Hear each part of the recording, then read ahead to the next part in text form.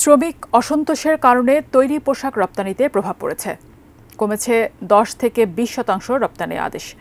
অন্তর্বর্তী সরকারের উপদেষ্টাদের সাথে বৈঠকে আজ এই তথ্য জানিয়েছে তৈরি পোশাক কারখানা মালিকদের সংগঠন বিজিএমইএ। তবে শনিবারের মধ্যে পরিস্থিতি স্বাভাবিক হওয়ার আশা করছে সংগঠনটি। অন্যদিকে শ্রমিক অসন্তোষের পেছনে রাজনৈতিক ইন্ধন রয়েছে বলে জানিয়েছেন শ্রম উপদেষ্টা আসিফ মাহমুদ। তৈরি পোশাক খাতের অস্থিরতা যেন থামছেই না।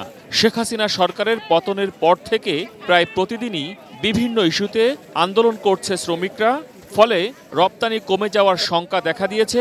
এসব নিয়ে সচিবালয়ে শ্রম ও কর্মসংস্থান মন্ত্রণালয়ে বিজিএমইএ নেতাদের সঙ্গে বৈঠক করেন অন্তর্বর্তীকালীন সরকারের উপদেষ্টারা। আমরা এখন পর্যন্ত যে দাবি দেওয়াগুলো পেয়েছি সেটা প্রায় 25 দফার মতো হয়ে যাচ্ছে। বৈঠক শেষে সংবাদ সম্মেলনে শ্রম ও কর্মসংস্থান বিষয়ক উপদেষ্টা জানান, 2023 সালে মজুরি বাড়ানোর আন্দোলনের কারণে শ্রমিকদের বিরুদ্ধে করা মামলাগুলো প্রত্যাহার করে নেওয়া হবে, সেগুলোর তথ্য সংগ্রহ করছে সরকার।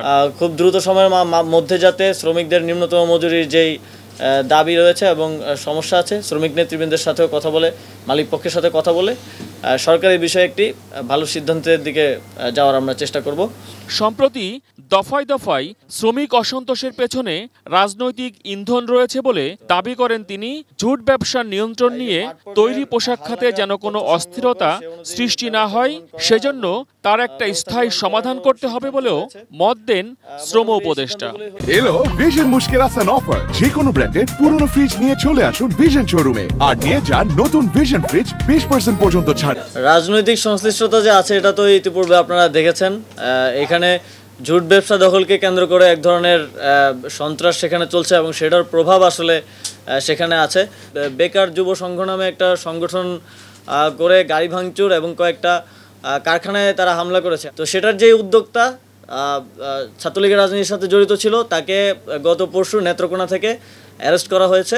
শ্রমিক অসন্তোষের কারণে রপ্তানি অর্ডার কমে যাওয়ার কথা জানান তৈরি পোশাক শিল্প মালিকদের সংগঠন বিজিএমই এর সভাপতি খন্দকার রফিকুল ইসলাম। তবে 2-3 দিনের মধ্যে পরিস্থিতি স্বাভাবিক হওয়ার আশা করছেন তিনি।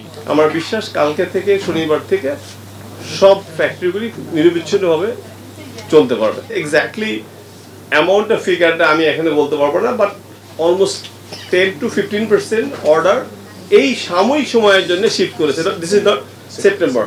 সাভারের আশুলিয়া, জিরাবো ও জিরানী জোনে 408টি কারখানা রয়েছে, তার মধ্যে 40 থেকে 60টি কারখানা বন্ধ রয়েছে বলে জানান বিজিএমইএ সভাপতি।